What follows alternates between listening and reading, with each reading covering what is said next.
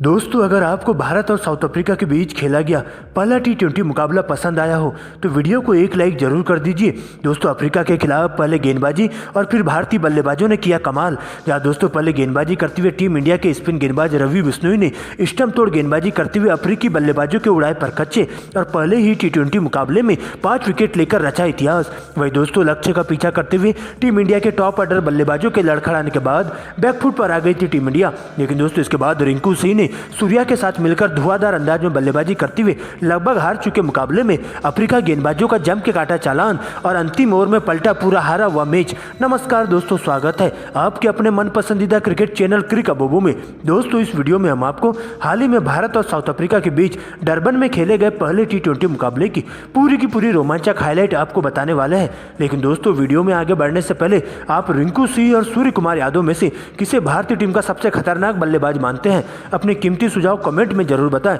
Video पसंद आए तो इसे लाइक करिए और चैनल को सब्सक्राइब करना नहीं भूलिएगा। दोस्तों, जैसा कि आप सभी जानते हैं कि हाल ही में ऑस्ट्रेलिया के खिलाफ 4-1 से टी20 सीरीज जीतने के बाद अब टीम इंडिया साउथ अफ्रीका दौरे पर जा चुकी है, जहां दोनों टीमों के बीच 3 टी20 मुकाबलों की रोमांचक सीरीज खेली जा रही है। जहां दोस्तों हाल ही में डरबन में पहला टी20 मुकाबला खेला गया, जहां भारतीय टीम की कमान सूर्य कुमार यादव तो वही मार्करम साउथ अफ्रीका के लिए कप्तानी कर रहे थे। दोस्तों, इसके बाद मुकाबले में टॉस होता है, जहां अफ्रीका के कप्तान मार्करम के द्वारा टॉस जीतकर पहले बल्लेबाजी करने का फैसला किया जाता है। दोस्तों, इसके बाद अफ्रीका के लिए पारी की शुरुआत करने के लिए छोटे कद के बड़े खिलाड़ी टेम्बा बाउमा और क्विंटन डिकॉक की एंट्री होती है। वही दोस्तों टीम इंडिया के लिए पहले ओवर का आगाज करने के लिए तेज गेंदबाज अर्शदीप आते हैं, जहां उनका सामना होता है क्विंटन डिकॉक से और पहले ही ओवर में क्विंटन डिकॉक धुआंधार अंदाज में बल्लेबाजी करते हुए अपने हाथ खोलते हुए दिखाई देते हैं। जहां दोस्तों अर्शदीप को टारगेट करते हुए पहले ही ओवर में 2 छक्के और 2 करारे चौके जड़ देते हैं और 20 रन बटोर लेते हैं। वही दोस्तों इसके बाद दूसरे ओवर की गेंदबाजी करने तेज गेंदबाज मुकेश कुमार आते हैं, जहां दोस्तों बाउमा का भी तूफान देखने को मिलता है और इसी ओवर की अंतिम 3 गेंदों पर बाउमा के बल्ले से 3 लगातार बैक टू बैक चौके देखने को मिलते हैं और यहां से दोनों बल्लेबाज काफी संभल कर बल्लेबाजी करते हुए अच्छी गेंदों को छोड़ते हुए खराब गेंदों पर करारा प्रहार करना चालू कर देते हैं। जहां दोस्तों कमजोर गेंदों को सीधा दर्शक दीर्घा के बाहर पहुंचाते हुए चौके छक्कों की झड़ी दोनों बल्लेबाजों के बल्ले से देखने को मिलती है और इस प्रकार से टीम इंडिया के तेज गेंदबाजों पर पूरी तरह से हावी होते हुए दोनों बल्लेबाज दबाव बनाने की पूरी कोशिश करते हैं और देखते देखते मात्र 24 गेंदों में दोनों बल्लेबाजों के बीच में एक 68 की साझेदारी पूरी हो जाती है और 6 ओवरों की समाप्ति पर टीम का स्कोर बोर्ड पर 60 रनों तक पहुंच जाता है, जहां पर दोस्तों क्विंटन डिकॉक मात्र 27 गेंदों में ही अपना 50 पूरा कर लेते हैं। लेकिन दोस्तों इसी बीच 8वें ओवर में स्पिन गेंदबाज रवि बिश्नोई आते ही अफ्रीका टीम को पहला बड़ा झटका दे देते हैं, जहां दोस्तों इस साझेदारी को तोड़ने में कामयाब हो जाते हैं। जहां पर दोस्तों ओवर की दूसरी गेंद पर करारा प्रहार करने के चक्कर में सीमा रेखा के पास 51 रनों के निजी स्कोर पर क्विंटन डिकॉक को कैच आउट करवा दिया जाता है। इस प्रकार से अफ्रीका की टीम को पहला बड़ा झटका देखने को मिलता है।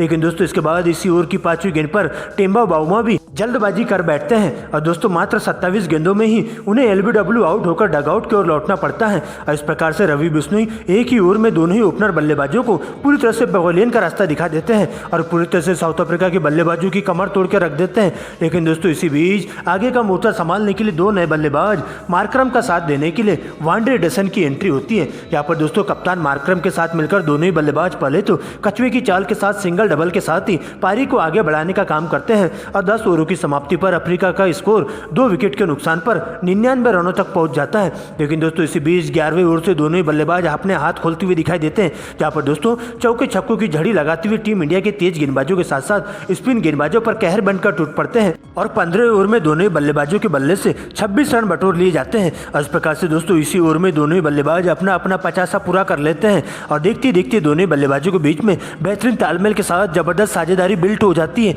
लेकिन दोस्तों इसी बीच एक बार फिर से इस साझेदारी को तोड़ने के लिए कप्तान सूर्य कुमार यादव भारतीय टीम के स्पिन गेंदबाज अक्षर पटेल के हाथों में गेंदबाजी थमा देते हैं। जहां पर दोस्तों अक्षर पटेल आते ही इस भूमिका को जबरदस्त तरीके से निभाते हुए दिखाई देते हैं। जहां पर दोस्तों सबसे पहले ओवर की दूसरी ही गेंद पर टीम इंडिया के लिए खतरा साबित हो रहे वांडे डेसन को 72 रनों के निजी स्कोर पर कैच आउट करवा देते हैं। वही दोस्तों इसी ओवर की अंतिम गेंद पर कप्तान मार्करम को भी 51 रनों के निजी स्कोर पर चलता कर देते हैं। इस प्रकार से दोस्तों अक्षर पटेल एक ही ओवर में दोनों बल्लेबाजों को पवेलियन का रास्ता दिखाते हुए हुए अफ्रीका टीम के बल्लेबाजों की पूरी तरह से कमर तोड़ के रख देते हैं। और दोस्तों इस प्रकार से 16 ओवर की समाप्ति पर अफ्रीका का स्कोर 4 विकेट के नुकसान पर 160 रनों तक पहुंच जाता है। लेकिन दोस्तों इसके बाद दो नए बल्लेबाज मिलर का साथ देने के लिए क्लासेन आते हैं, जहां दोस्तों आते ही दोनों ही बल्लेबाज अंतिम के ओवरों में धुआंधार अंदाज में बल्लेबाजी करते हुए ताबड़तोड़ अंदाज में चौके छक्कों की आतिशबाजी करते हुए देखे जाते हैं। जहां पर दोस्तों हर ओवरों में चौके छक्के लगाते हुए पूरी तरह से दबाव टीम इंडिया के स्पिन गेंदबाजों के साथ साथ तेज गेंदबाजों पर बरस जाते हैं और दोनों ही बल्लेबाज मिलकर टीम के स्कोर को एक मजबूत स्थिति में लाकर खड़ा कर देते हैं।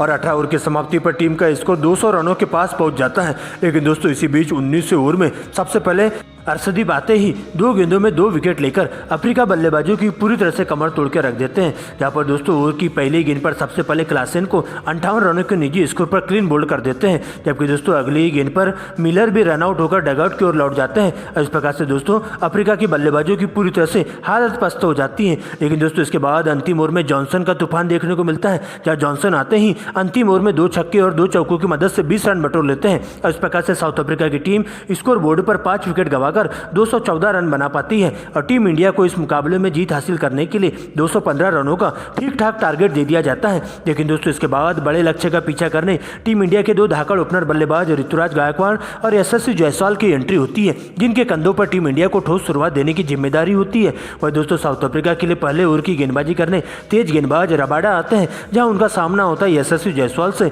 और पहली ही गेंद पर यशस्वी जायसवाल एक स्ट्रेट ड्राइव लगाते हुए 4 रन बटोर लेते हैं। लेकिन दोस्तों इसके बाद अंतिम की 2 गेंदों पर करारा प्रहार करते हुए 2 गगनचुंबी छक्के जड़ देते हैं और पहले ही ओवर में 16 रन बटोर लेते हैं। जबकि दोस्तों इसके बाद दूसरे ओवर में ऋतुराज गायकवाड़ भी बहती गंगा में हाथ धोते हुए तूफानी पारी खेलना चालू कर देते हैं, जहां दोस्तों इसी ओवर की अंतिम की 3 गेंदों पर ऋतुराज गायकवाड़ के बल्ले से 3 लगातार चौके देखने को मिलते हैं। और इस प्रकार से दोनों ही बल्लेबाज काफी शानदार लय में बल्लेबाजी करते हुए अफ्रीका टीम के तेज गेंदबाजों पर पूरी तरह से दबाव बनाने का काम करते हैं। यहाँ पर दोस्तों हर ओवरों में चौके छक्के लगाते हुए देखते देखते टीम इंडिया के लिए ज्यादा से ज्यादा रन जोड़ने का काम करते हैं और मात्र 26 गेंदों में ही दोनों ही बल्लेबाजों के बीच में एक 68 की साझेदारी पूरी हो जाती है। इस प्रकार से पावर प्ले का भरपूर फायदा उठाते हुए दोनों ही बल्लेबाज टीम इंडिया के स्कोर को बिना विकेट गंवाए 60 रनों तक पहुंचा देते हैं। लेकिन दोस्तों इसी बीच 7वें ओवर में सबसे पहले ऋतुराज गायकवाड़ पहली ही गेंद पर एक गगनचुंबी छक्का लगा देते हैं और अगली गेंद पर सिंगल लेकर यशस्वी जायसवाल को स्ट्राइक देते हैं, जहां यशस्वी जायसवाल 3 लगातार चौके जड़ देते हैं और मात्र 38 गेंदों में अपना 50 पूरा कर लेते हैं। लेकिन दोस्तों इसी बीच इस साझेदारी के ताबूत में कील ठोकने के लिए साउथ अफ्रीका के स्पिन गेंदबाज महाराज की एंट्री होती है और आते ही सबसे पहले अच्छी लय में दिखाई दे रहे ऋतुराज गायकवाड़ को 42 रनों के निजी स्कोर पर क्लीन बोल्ड कर देते हैं। वही दोस्तों इसके बाद इसी ओवर की अंतिम गेंद पर बड़ा शॉट खेलने के चक्कर में यशस्वी जायसवाल भी जल्दबाजी कर बैठते हैं, जहां उन्हें 52 रनों के निजी स्कोर पर कैच आउट होकर डगआउट की ओर लौटना पड़ता है और एक ही ओवर में दोनों ही ओपनर बल्लेबाजों को महाराज पवेलियन की ओर लौटा देते हैं। लेकिन दोस्तों इसके बाद 2 नए बल्लेबाज ईशान किशन का साथ देने के लिए कप्तान सूर्या की एंट्री होती है और आते ही दोनों ही बल्लेबाज बॉल देखो और बॉल पहलू वाले नियम के तहत बल्लेबाजी करते हुए अफ्रीका टीम के तेज गेंदबाजों के साथ साथ स्पिन गेंदबाजों पर कहर बनकर टूट पड़ते हैं और उनकी धज्जियां उधेड़ना चालू कर देते हैं और 10 ओवरों के खेल में टीम के स्कोर को 2 विकेट के नुकसान पर 98 रनों तक पहुंचा देते हैं। लेकिन दोस्तों इसके बाद तो 11वें ओवर से ईशान किशन भी ताबड़तोड़ अंदाज में बल्लेबाजी करते हुए एक ही ओवर में 2 छक्के और 2 चौकों की मदद से 20 रन बटोर लेते हैं। वह दोस्तों 12वें ओवर में सूर्या का भी तूफान देखने को मिलता है, जहाँ सूर्या इसी ओवर में ताबड़तोड़ अंदाज में 2 गगनचुंबी छक्के लगा देते हैं और देखते देखते दोनों बल्लेबाजों के बीच में मात्र 26 गेंदों में ही 50 रनों की अटूट साझेदारी पूरी हो जाती है और यहां से दोनों ही बल्लेबाज अपना अपना 50 पूरा कर लेते हैं। लेकिन दोस्तों 15 ओवर में जैसे ही तेज गेंदबाज लुंगी नगेडी की एंट्री होती है तो दोस्तों सबसे पहले ईशान किशन को अपना शिकार बनाते हैं, जहां दोस्तों अफ्रीका के लिए खतरा साबित हो रहे ईशान किशन जल्दबाजी कर बैठते हैं और 52 रनों के निजी स्कोर पर बड़ा शॉट खेलने के चक्कर में पॉइंट की दिशा में कैच आउट हो जाते हैं। टीम इंडिया को तीसरा बड़ा झटका ईशान किशन के रूप में लग जाता है। लेकिन दोस्तों एक छोर से सूर्य कुमार यादव अभी भी अंगद की तरह डटे हुए रहते हैं और अब उनका साथ देने के लिए वर्मा जी के बेटे तिलक वर्मा की एंट्री होती है, जहां दोस्तों तिलक वर्मा आते ही अगली ही गेंद पर करारा प्रहार करते हुए एक 1 बाउंड चौका जड़ देते हैं। लेकिन दोस्तों अंतिम गेंद पर बड़ा शॉट खेलने के चक्कर में 4 रनों के निजी स्कोर पर कैच आउट होकर डगआउट की ओर लौट जाते हैं और लगातार 2 विकेट गिरने से एक ही ओवर में टीम इंडिया कहीं ना कहीं बैकफुट पर आ जाती है। लेकिन दोस्तों अब सूर्य कुमार यादव के साथ रिंकू सिंह की एंट्री होती है, जहां दोस्तों 18वें ओवर में सैमसी को टारगेट करते करते हुए रिंकू सिंह 2 छक्के और 2 चौकों की मदद से 20 रन बटोर लेते हैं,